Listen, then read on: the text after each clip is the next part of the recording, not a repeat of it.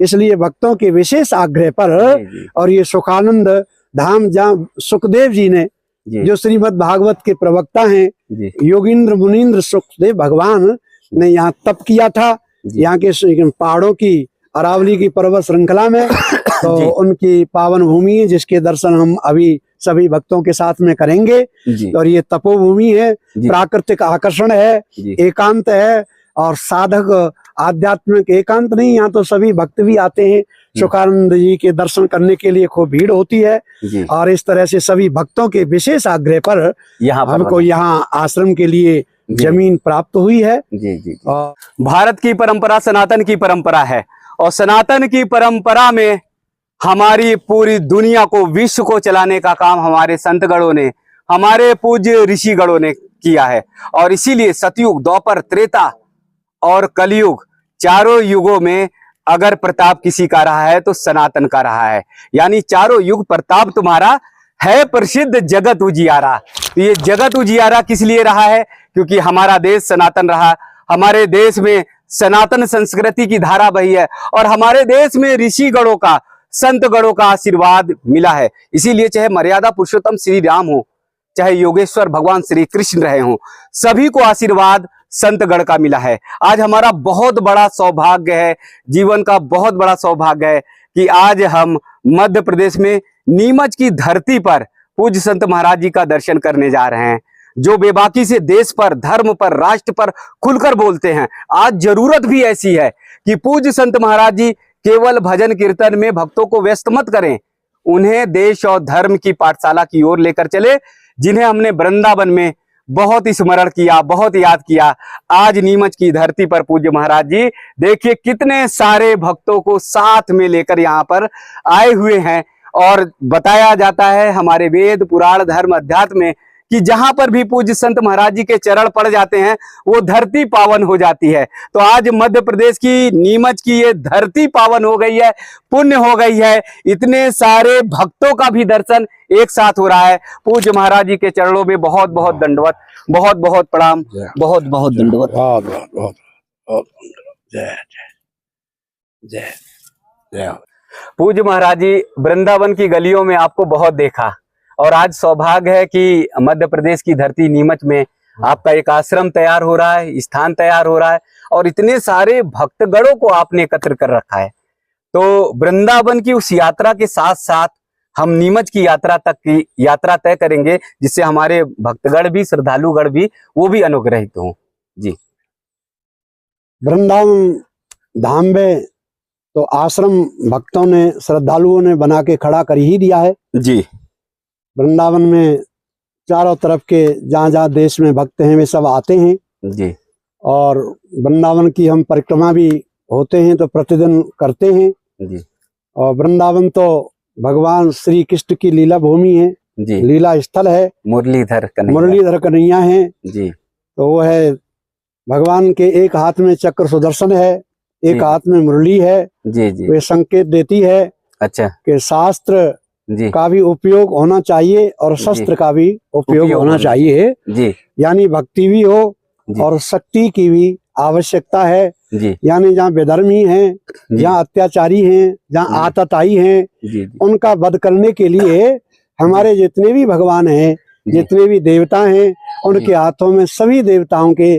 शक्ति के हैं, कृष्ण के, भगवान राम के हाथों में अस्त्र हैं, शस्त्र हैं। वो यही संदेश देते हैं। वो प्रेम का भी संदेश देते हैं। जो प्रेम करते हैं उनको प्रेम का भी संदेश देते हैं और जो आतताई हैं उनका दमन करने का भी संदेश देते हैं। सभी भक्तों के विशेष आग्रह पर, क्योंकि इधर को भीलवाड़ा है, मंदसौर है, प्रतापगढ़ है, चित्तौड़ है, निम्बाड़ा है, नीमच है, कनेरा है, केकड़ी है, यहाँ फरीदाबाद तक के सभी भक्त उपस्थित हुए हैं। अभी चातुर्मास मेरा केकड़ी में था। तो इधर के सभी भक्तों की इच्छा थी कि स्वामी जी आपका ये कार्य क्षेत्र है चारों तरफ, इधर को मेवाड़ हो, चाहे मारवाड़ हो और चाहे अजमेर हो, ब्यावर हो, तो ये आप एक सेंटर, एक केंद्र, एक आध्यात्मिक साधना और भक्ति का केंद्र आपका यहाँ भी होना चाहिए। इसलिए भक्तों के विशेष आग्रह पर और ये सुखानंद धाम जहाँ सुखदेव जी ने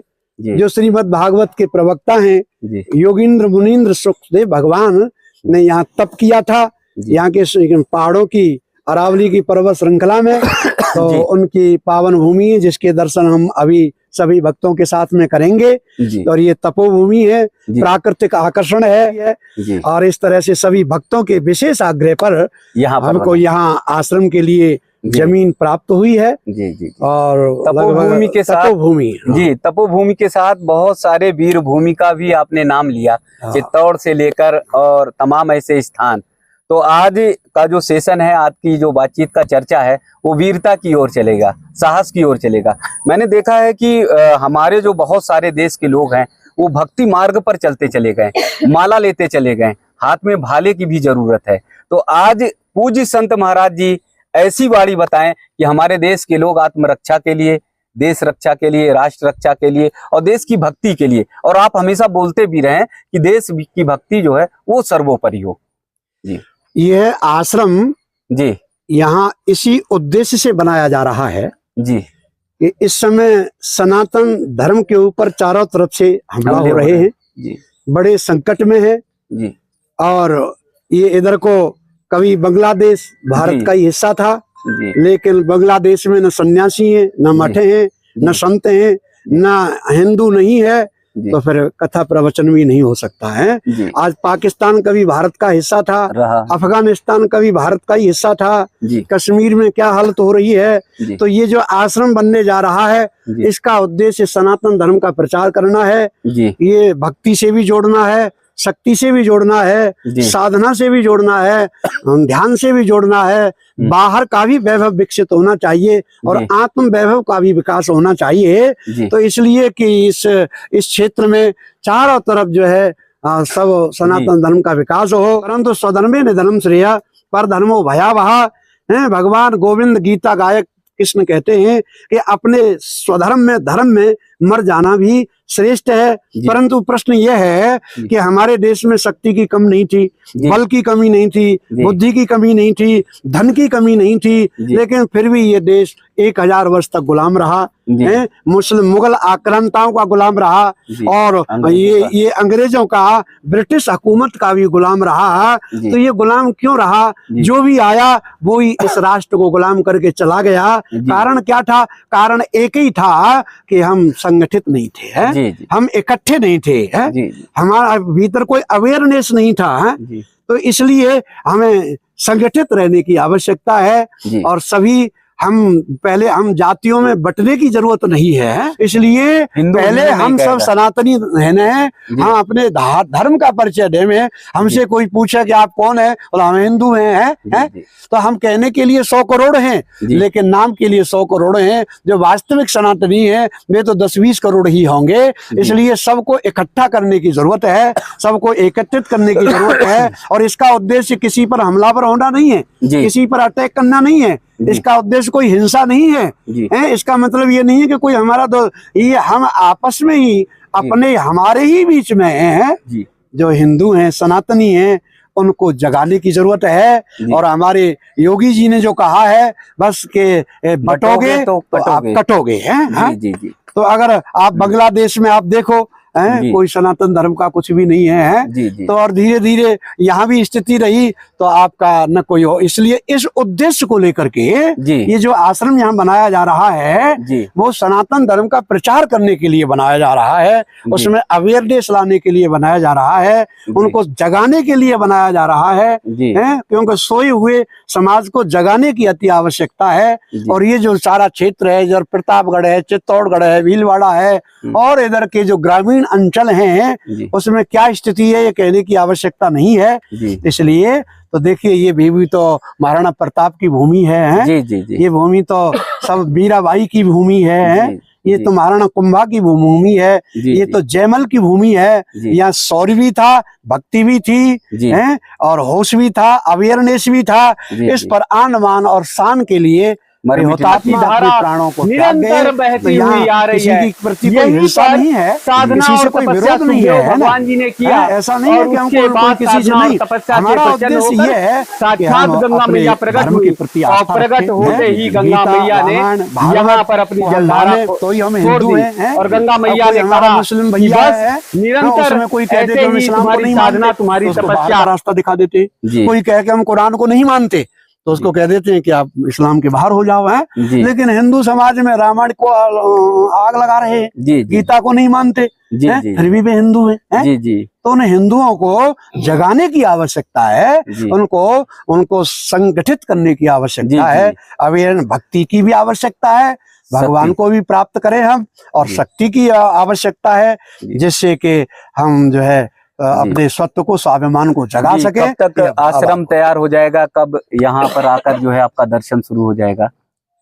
अब ये आश्रम का निर्माण प्रारंभ हो रहा है जी। ये जो भक्त परकर आए हैं, अभी हमारा केकड़ी में चातुर्मास था जी। और वहाँ के जो है बड़े प्रधान रहे हुए, चेयरमैन रहे हुए, और इस समय वर्तमान में वहाँ अजमेर और केकड़ी के कोऑपरेटिव बैंक के जो अध्यक्ष हैं, बड़ा प्रतिष्ठित राजनीतिक, धार्मिक और व्यवहारिक परिवार, जिस परिवार में मैं बहुत लंबे साल से आता रहा हूँ, वहाँ चातुर्मास संपन्न करके वहाँ मदन गोपाल जी पटेल चौधरी ये आए हुए हैं, और भी सब भक्त परकर वहाँ से, राम नारायण जी चौधरी, ये सब का नाम तो क्या है, अभी सब जो है वहाँ से आए हैं केकड़ी से, और यहाँ फरीदाबाद के भी सब भक्त आए हुए हैं, फरीदाबाद के हमारे प्रेम जी, शिवराज जी, राम किशोर जी, शरण जी, और ये वगैरह के बहुत जगहों के। अब ये नीमच के जो भक्त हैं, अब वो तो इसकी रीढ़ हैं, हाँ यहाँ की, हाँ रीढ़ नीमच के जो भक्त हैं, पप्पू जी हलवाई हैं, ये जिन्होंने चातुर्मास कराया अकेला, और इधर को गुड्डा जी हलवाई हैं, ये बड़े समर्पित हैं, और ये हमारे गोपाल जी हैं, चंद्रवंशी, जीतू जी हैं, और बहुत से लोग जो कि कार्य की व्यस्तता के कारण आए नहीं थे, लेकिन श्रद्धा पूरी थी। इधर को हमारे राजेंद्र प्रसाद जी हैं, सूर्य प्रकाश जी हैं, और ये सभी देखो, अब ये है सब भक्त बड़े भाव श्रद्धा के साथ में, शास्त्री जी सब जो उसको सब भाव से आए हैं। सभी पूज्य संत महाराज जी कोशिश करते हैं कि वृंदावन में अपना स्थान बनाए, स्थल बनाए। आप उस स्थान को छोड़कर एक वन में, और घने वन में, जहाँ पर पर्वत हैं, पहाड़ हैं, और चारों तरफ दूर दूर तक तो बहुत कम लोग दिख रहे हैं, तो वैसे स्थान को छोड़कर यहाँ पर आना, ऐसा है, वृंदावन तो धाम है जी, वो तो इंटरनेशनल तीर्थ है जी, भगवान की लीला भूमि है, और वहाँ जो आश्रम है सत्यदीप आश्रम के नाम से, वो तो आश्रम है ही है जी। वृंदावन को हमने छोड़ा नहीं है जी। वृंदावन भी आश्रम है, वो आश्रम भी रहेगा, वहाँ भी सब भक्त परकर अनुयायी गण वृंदावन के आश्रम पर जाते रहते हैं, वो आश्रम भी रहेगा, कभी वृंदावन धाम में रहेंगे हैं, परंतु ये दवाई की आवश्यकता वहाँ है जहाँ बीमारी है और समाधान की आवश्यकता वहाँ है जहाँ समस्याएं हैं। वहाँ तो पूरा वृंदावन धाम है, वहाँ तो हजारों लाखों आश्रम है, उनमें से हमारा भी एक आश्रम है वहाँ भी वो, लेकिन यहाँ आवश्यकता है जब पहले से ही पानी की भरमार है, वहाँ बरसात तो अतिवृष्टि से फसल और खराब होती है, तो लेकिन जहाँ सूखा है और वहाँ वर्षा की आवश्यकता है। तो ऐसे ही इस क्षेत्र में ये प्राकृतिक दृष्टि से देखो, शहरों में बिल्डिंगों में जाओ आप, वहाँ तो आदमी का बनाया हुआ ये कृति से क्रिएटर की याद आती है ना, जो कृति है, चित्र को देख करके चित्रकार की याद आती है, कृति को देख करके करतार की याद आती है कि ये तो पर वहाँ बड़े बड़े बम्बई में या बड़े बड़े बिल्डिंगों, वहाँ क्या है, वहाँ आदमी की बनाई हुई गगनचुंबी इमारतें हैं, गगनचुंबी अट्टालिकाएं हैं, वो आदमियों का बनाया हुआ है, और नीचे जाओ तो जो सड़क है वो आदमी की बनाई हुई है तो वहाँ तो जो कुछ है वो आदमी का बनाया हुआ है, तो वहाँ आदमियों की याद आएगी है। चारों तरफ वहाँ जो भी है वो आदमी का बनाया हुआ है, विकास है, वहाँ न कोई प्रकृति है। इसलिए अब इस समय वृंदावन है, भगवान का धाम है, लेकिन जहाँ कभी जंगल थे वहाँ गगनचुंबी अट्टालिकाएं बन गई है 10-10 किलोमीटर तक है। तो वहाँ अब सोचा कि चलो प्रकृति के सानिध्य में, यहाँ पहाड़ हैं तो पहाड़ आदमी के द्वारा बनाए गए नहीं है, पहाड़ परमात्मा के द्वारा हैं, तो परमात्मा की याद जल्दी आएगी। प्राचीन काल से ही हमारे ऋषि मुनि कहते चले आए हैं कि प्रकृति के समीप रहो, जितने हम ऊंचाई पर होते हैं, जितने ऊंचाई पर होते हैं उतने ही विचार कम आते हैं। जितने ऊंचाई पर होते हैं उतने ही हम मन का अतिक्रमण करते हैं, हैं? मन के हम उस पार जंप लगा देते हैं। ये पहले से ही, इसलिए पहले जो महात्मा थे वो हिमालय क्यों जाते रहते थे, हैं? हिमालय इसलिए जाते रहते थे कि हिमालय में मन और विचार और भाव जल्दी ही शांति का अनुभव करते थे। इसलिए यहाँ जो प्रकृति का वातावरण है, देख रहे हो यहाँ कितना चारों तरफ को ये पेड़ हैं, चारों तरफ ये पहाड़ हैं, ये चारों तरफ प्रकृति का वातावरण है। जिधर भी ध्यान आएगा परमात्मा की स्मृति आएगी, क्योंकि यह आदमी का बनाया हुआ कम है। और इस तरह से ये सब हमारे भक्तों ने जो विशेष क्या कहें, उन भक्तों की विशेष जो आकांक्षा थी है, हमारी भी आकांक्षा थी कि कभी एकांत शांत और मौन का आनंद लिया जाए, है? और यहाँ एक भक्ति अध्यात्म साधना केंद्र बनाया जाए, है? भक्ति ध्यान साधना केंद्र, जिससे भक्ति का भी लाभ प्राप्त हो, ध्यान का भी लाभ प्राप्त हो, और साधना भी करें और शक्ति के भी उपासक बने हैं। तो इस तरह से परमात्मा से भी जुड़े। परमात्मा के, इसलिए सन्यासी का और समाज का जो संबंध है वो मछली और जल की तरह है। जैसे मछली को जल की आवश्यकता है और जल को मछली की आवश्यकता है, ये दोनों एक दूसरे के परिपूरक हैं। ऐसे ही जिस समाज में विद्वान सन्यासी नहीं रहते, जिस समाज में विद्वान सन्यासियों का भ्रमण बंद हो जाता है, उस समाज में अनेक तरह की गंदगियां आ जाती हैं, अनेक तरह के दोष आ जाते हैं। और विद्वान सन्यासी जिस समाज में भ्रमण करते रहते हैं, वो समाज में निर्मलता रहती है, निर्दोष रहता है, स्मृतियां ताजा होती है, अपने स्रोत से जुड़ते हैं आदमी कि हम वास्तव में कौन हैं, परमात्मा की स्मृति आती है, याद आती है परमात्मा की। तो इसलिए यहाँ एक सन्यासी का रहना, चारों तरफ जो इधर को कनेरा है, इधर भीलवाड़ा है, यहाँ सब जगहों पर हमारे चातुर्मास और कथाएं निरंतर लगा करके, जैसलमेर से बीकानेर से बाड़मेर, जोधपुर से लेकर नागौर, पाली, वहां से लेकर अजमेर और सीकर, और इधर को अभी केकड़ी, ब्यावर, विजयनगर, भीलवाड़ा, चित्तौड़, प्रतापगढ़, नीमच, ये सारे क्षेत्र में मेरी कथाएं होती रही हैं। अब जरा और ताजगी आ जाएगी, जिन हमारे ही बीच में रहो, अब हमारे ही बीच में हर समय रहेंगे तो जरा हम सवेरे आएंगे, शाम को वापस चले जाएंगे। तो इससे एक पॉजिटिव ऊर्जा, एक विधायक एनर्जी उनके भीतर प्राप्त होगी, क्योंकि हमारी प्राचीन काल से ही ये संस्कृति रही है। संत, तो देखो संत को समाज की आवश्यकता है, समाज को सन्यासी की आवश्यकता है। नहीं दरिद्र सम दुख जगमाई और संत मिलन सब सुख चुनाई। गोस्वामी तुलसीदास जी से पूछा कि सुख क्या है, दुख क्या है, तो गोस्वामी जी ने एक ही लाइन में कहा कि नहीं दरिद्र सम दुख जगमाई, दरिद्रता से बढ़कर कोई दुख नहीं है, और संत के मिलने से बड़ा कोई सुख और आनंद नहीं है। साधुनाम दर्शनम पुण्यम तीर्थ है साधव काले न लभते तीर्थम सद्य साधु समागम। हमारा देश 1000 वर्ष तक गुलाम रहा है। गुलामी किसकी होती है? क्या पहाड़ गुलाम होते थे, आकाश गुलाम होता था, धरती गुलाम होती थी? दिल्ली वैसी ही है, मथुरा वृंदावन वैसा ही है, सब कुछ वैसा है। तो गुलामी काहे की थी? गुलामी, हमारा राष्ट्र तो था लेकिन राष्ट्रीयता नहीं थी, राष्ट्र तो था लेकिन राष्ट्रीयता नहीं थी, है? तो सन्यासी का काम है कि वो राष्ट्रीयता क्या होती है, अपनी राष्ट्रीयता को वापस लाया जाए, है? और गुलामी के जो प्रतीक है, चिन्ह है, उनको समाप्त करने की उनको शिक्षा दी जाए, और उनको धर्म से जोड़ा जाए, अध्यात्म से जोड़ा जाए, परमात्मा से जोड़ा जाए, और अपने संस्कारों से जोड़ा जाए, अपनी संस्कृति से जोड़ा जाए, अपने धर्म से जोड़ा जाए, है? इसके लिए ये जो है, ये सब भक्त लोग इतना परिश्रम कर रहे हैं। ये सब तन से, मन से और धन से समर्पित है। तन से भी और मन से भी और धन से भी समर्पित है।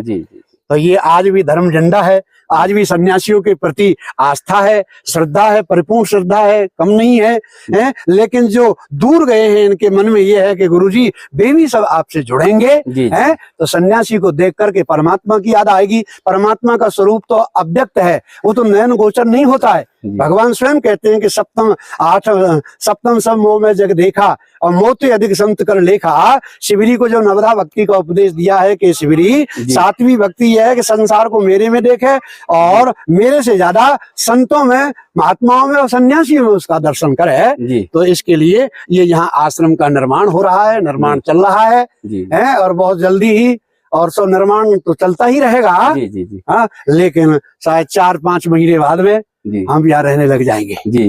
पूज्य महाराज जी का हम सबको आशीर्वाद मिला है, और ये आशीर्वाद हम सब के लिए प्रसाद के स्वरूप है। अगर पूज्य महाराज जी की ही तरह संत महाराज जी हो जाएं, एक एक गांव को संभाल लें, एक एक कस्बे को संभाल लें, तो हमारा भारतवर्ष सतयुग द्वापर त्रेता जैसे हो जाएगा। जैसे ऋषियों की ये स्थली रही, संतों की स्थली रही, उसी तरह की वो स्थली हो जाएगी। आज वृंदावन, मथुरा, काशी, जहां पर भी पूज्य संत महाराज जी हैं, ऐसे ही अलग अलग गांवों में जाकर और इसी तरह से देश और धर्म की अलग जगाने की जरूरत है, जिससे हमारा राष्ट्र मजबूत हो। पूज्य यहाँ से आप आश्रम का पूरा स्वरूप देख सकते हैं, जो पूज्य महाराज जी जिसका निर्माण करवा रहे हैं। ये आश्रम पूरी स्थान आप देख सकते हैं। यहाँ पे पूज्य गुरुदेव महाराज जी की कुटिया होगी, भक्तों की कुटिया होगी, सत्संग का स्थल होगा। जो भक्तगण आएंगे यहाँ पर रुक सकते हैं, विश्राम कर सकते हैं। साथ ही साथ ये पूरा जो परिसर है, ये सब आश्रम से जुड़ा हुआ ही परिसर है। तो यहाँ पर आप चाहे बस से आए, चाहे गाड़ियों से आएँ, आपको जरा भी दिक्कत नहीं होगी। आपकी गाड़ियाँ यहाँ लग सकती हैं, एक स्थान पर गाड़ियाँ, बसें लग सकती हैं, और फिर पूज्य महाराज जी का आप सब यहाँ पर दर्शन कर सकते हैं, और यही वन में आकर यहाँ पर आप सब विश्राम कर सकते हैं। देखिए कितना रमणीय स्थल है। जैसे पूज्य महाराज जी को प्रकृति से प्रेम है, उसी तरह से प्रकृति के स्थल को महाराज जी ने चुना है, और इसीलिए चारों तरफ वन ही वन दिखाई दे रहा है। गर्मी के दिनों में भी यहाँ पर शीतलता बहुत ज़्यादा प्रदान होगी। पूज्य महाराज जी के निर्मित आश्रम का आप सब ने दर्शन किया। आप सब का बहुत बड़ा सौभाग्य है, आप सबके जीवन की बहुत बड़ी सार्थकता है कि सत्यदीप आश्रम वृंदावन के पूज्य महाराज जी ने आप सब पर बहुत बड़ी कृपा की है। स्वामी सत्यानंद सरस्वती महाराज जी ने आप सब पर इतनी बड़ी कृपा की है कि मध्य प्रदेश के नीमच जिले के जावद तहसील के अंतर्गत इस आश्रम को बनाकर आप सबके जीवन में एक बहुत बड़ा बदलाव लाने की कोशिश की है। क्योंकि ये आश्रम जो है वो एकदम सुखदेव मुनि के तपोस्थली के एकदम निकट है।